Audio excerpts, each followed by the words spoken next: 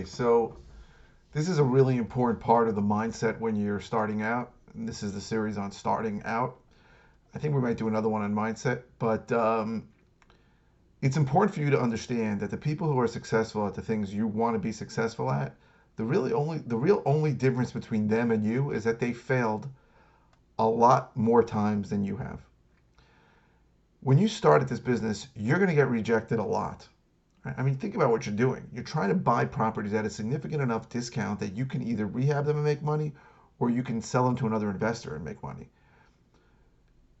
Most people are not going to do that, right?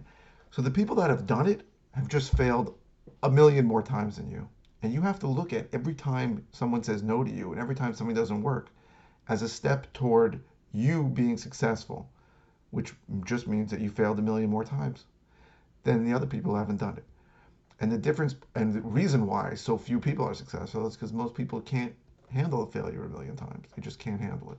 So you got to think of it that way. I mean, I used to think about it. I was a stockbroker, used to cold call people about 30 years ago. And you have to think of every no as it gets you, every no gets you to, one step closer to a yes.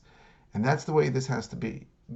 There is no other way to make this business work than without marketing to a huge amount of people, to have almost all those people not respond to you, tell you to go to hell, or just tell you no, and have some of them say, you know what, okay.